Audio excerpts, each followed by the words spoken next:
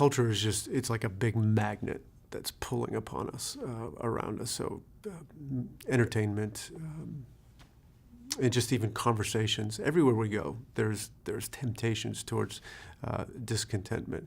So if you think about pornography, the huge problem that we have in, say, sexual immorality in general, but particularly pornography, that starts in the heart of the man or the woman who is desirous of an image, and so they pursue that by either going on their phone or on a computer or in a printed form. So they're not content ultimately with what God has given. God has sanctioned sexual relations to be within the content of marriage. He put it there. He said it's beautiful. He said enjoy it.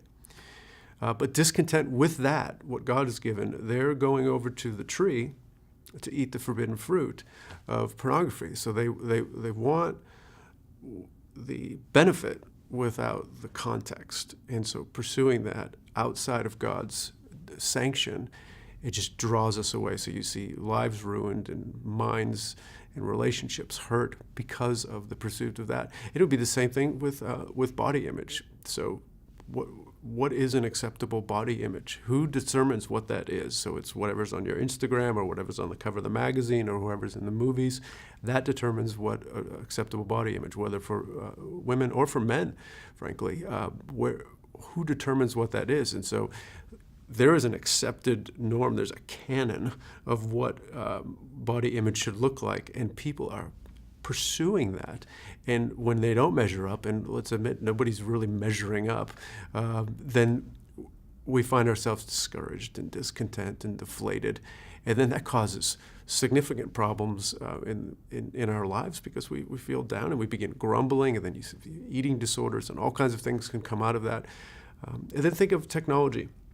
Reading recently about suicides and bullying and just depression that comes through particularly younger people because of their social media status.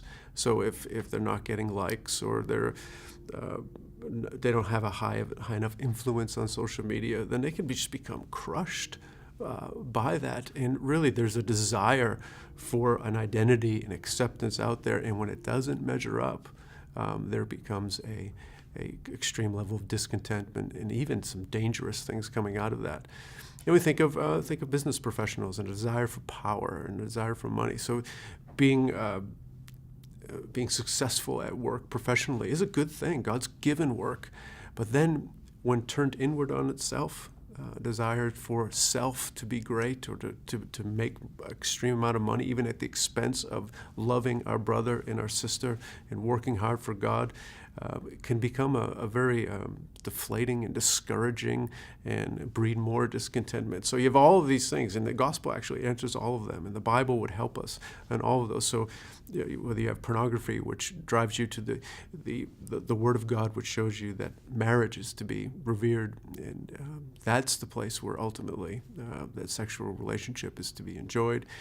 If you have body image, what God says about you ultimately is your image, and that's what's to be clung to.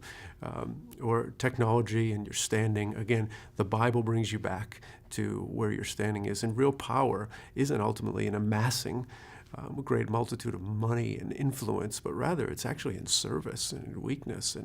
And so the Bible brings us back to God and shows us again that these cisterns that we're attempting to satisfy ourselves with they're broken.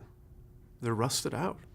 And we are hungry, and we're hurting, and we're thirsty, and we cannot quench that thirst or satiate that hunger by these tools of the world. Whether they're packaged with the wrappers that are so shiny, that appear to be good, but inside the shiny wrappers are packaged death and destruction and pain and suffering.